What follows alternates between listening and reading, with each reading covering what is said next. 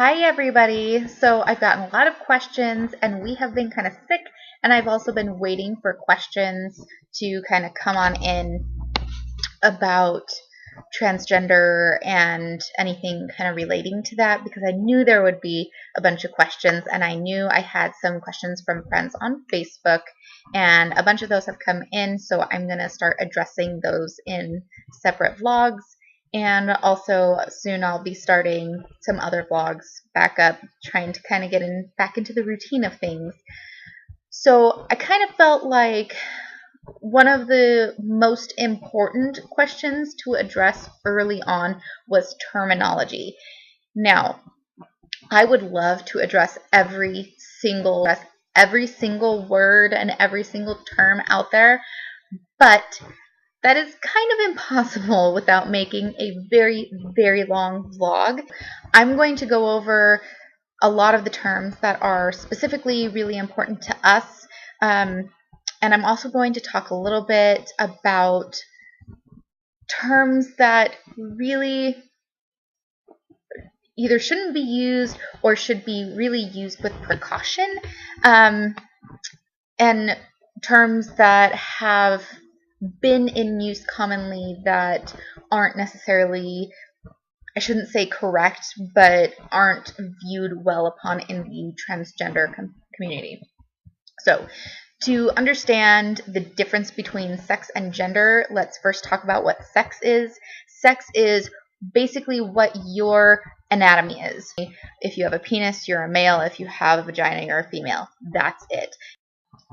Now let's talk about intersex. So those individuals born with genetic issues such as having an extra X, having an extra Y, which is the Turner's and Klinefelter syndrome.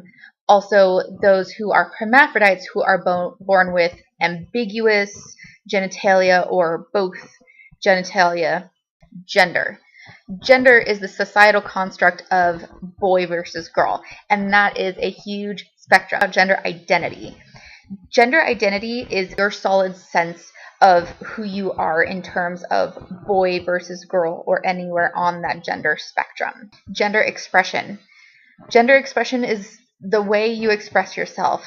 If you wear makeup, what kind of clothes you wear, nail polish, the way you speak, the pronouns you prefer, the name you prefer, the way you cut your hair, the way you behave, your voice, all of that stuff is your gender expression. The way you choose to portray yourself and who you are in terms of your gender to the world. Let's talk about sexual orientation for a little bit. Sexual orientation has nothing to do with gender identity or gender expression. Sexual orientation is completely different. It is who you are physically, romantically, emotionally attracted to, and pretty much nothing else. It has nothing to do with your gender or how you express yourself. Unfortunately, this does get roped into the conversation a lot, especially the more the transgender community gets visibility, the more people get confused, especially because people have a lot of questions as to why you would consider yourself transgender but then end up possibly being gay or lesbian at that point. Or, why wouldn't you just be gay if you're attracted to men and you're a transgender female? Why wouldn't you just be gay?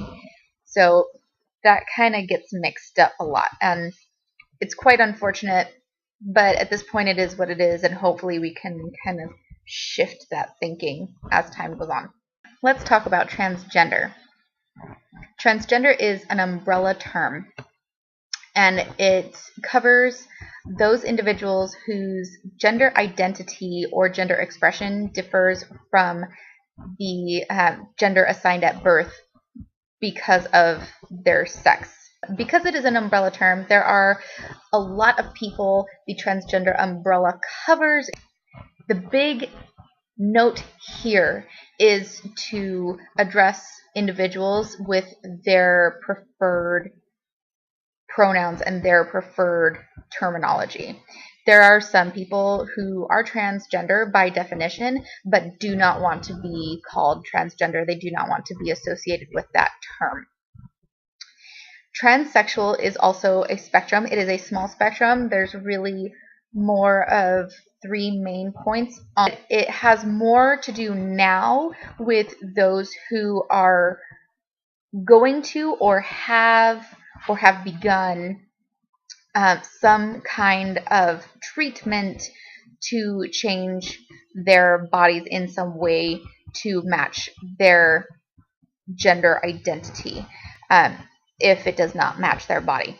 So there's three, like I said, there's three main points on the transsexual spectrum, as my understanding has come to be. It's pre-op or preoperative, non-operative, and post-operative. Post-op is obviously after operation, post-operation, and that would be sexual reassignment surgery. There are the pre-op, those who intend to have SRS but have not yet done so. And there are the non-operative people who have no intention of having SRS, but have possibly done hormone replacement therapy, which is HRT. It's not an umbrella term, though. There are many people who do not prefer the term transsexual. Mostly, I think, from what I've kind of come to understand, mostly because of the history behind it, and it's kind of, for a lot of people, it's kind of become a derogatory term. So really asking somebody whether they prefer not to be called transsexual would be kind of the best advice to give. If it is a preferred term, transsexual man or transsexual woman would generally be the most accepted. Trans is just shorthand for transgender or transsexual.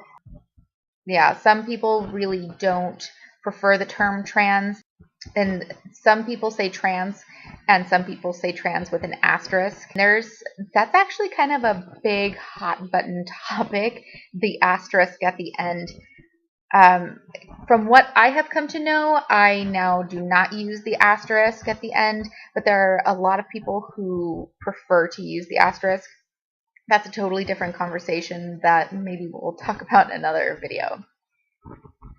Transgender man is a person who was assigned female at birth but identifies and is living as a man. Transgender woman is somebody who was assigned male at birth and is now living as or identifies as a woman. Crossdresser is just somebody who prefers to wear or sometimes wear the clothes of the other gender as society sees those clothes. Now, since we're talking about crossdressers, we need to address drag queens. Drag queens are individuals who dress up as females for entertainment. There are those who are transgender who are also drag queens, but that's not necessarily the case. So let's talk about transition. There's two kinds of transition, a social transition and a physical transition. Social transition is when you are changing your pronouns, changing your possibly name, the clothes you wear, the things you do, that kind of thing. It's anything people would outwardly see. The physical transition is any kind of medical treatment or surgeries to change your body to match that of what you prefer. So let's talk about some other terms that aren't necessarily transgender, but terms that also apply that you may hear, especially as you get to know people who are in the transgender community more. Cisgender is basically a term that identifies somebody who their sex matches their gender.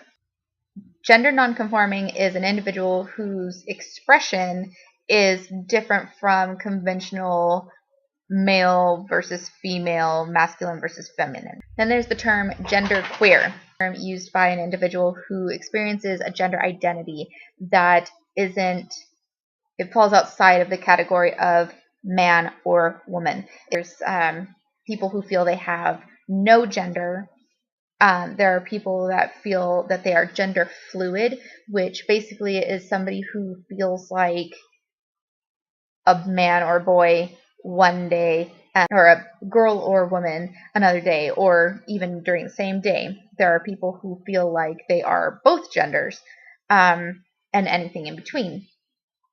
So that's gender queer and gender fluid. Now, here are some things to note about when you are talking to or know someone who is transgender. Always use a person's chosen name. If they have changed their name from their original name, it is very important that you use their new name. We have transitioned to a new name with our son. As I mentioned before in my last vlog, it did kind of take me by surprise that was something that kind of hit me hard. And I can talk about that a little bit more in another vlog. But using their chosen name is very important. Gender dysphoria can be triggered by using their previous name. Whenever possible, ask which pronouns somebody prefers. Pronouns can be kind of tricky. There are a lot of pronouns, and you may not even really realize it. So there's he, him, and his, and she, her, and hers. But there's also people who prefer the terms they and theirs. So instead of saying he for my son, somebody might prefer the term they. There are actually people who prefer the term it. Making sure you get pronouns proper as much as you can. People know that you're trying. People know that it's hard, and they're not going to really hold it against you unless it's something that is obviously something you're not trying to change, or is obviously something you're using against them. Something that I have actually run into that is really offensive is putting quotation marks around he or she. I've actually had somebody ask about my son and say, is he really aware of what he's saying? I mean, that doesn't make any sense. Terms that are you want to avoid. Problematic terms. Transgenders or a transgender. Use transgender people or a transgender person. Transgender is an adjective, not a noun. Transgendered with an ed at the end. Not something that's been done to them. You wouldn't say, Mike is gayed. The term transgendered is really fairly offensive. There are some people who don't mind that term, but generally speaking, it is quite an offensive term. But it's not something that was done to them, so you kind of want to avoid that. Transgenderism, there really is no way to kind of fix that. There is no preferred way to say that, because mostly that's not used by anybody in the transgender community. It's mostly used by anti-transgender activists. Sex change, preoperative and postoperative are also kind of offensive to most people. The preferred term is transition. The reason for preoperative and postoperative being kind of an iffy thing to say is because it denotes that somebody has to have sexual reassignment surgery to have fully transitioned. Biologically male, biologically female, genetically female, born a whatever. The preferred terms are assigned at birth and assigned female or assigned male at birth. People are born people. People are born as a baby. They aren't born a girl or a boy. That's something that society has kind of come up with and kind of gone from there. So, yeah. Other terms to avoid when talking to or about transgender individuals, anything that suggests that somebody is pretending to be the gender that they are expressing themselves as or identifying themselves as. So that's really just derogatory. Tranny, she-male, he, she, girl, boy, it. Like I said, it kind of has an asterisk with it because some people do prefer the term it, not many. And shim. These are all just very dehumanizing terms. They're very derogatory. They're very offensive. So, these are a bunch of the terms that mean something to us. They are terms that we feel are important. If you have any questions, please feel free to ask. If I didn't cover anything, please feel free to mention it. If I covered anything incorrectly, please feel free to mention that as well. I hope that any of this was helpful at all. I hope that I didn't ramble too much or go crazy. And I will talk to you guys soon. Bye.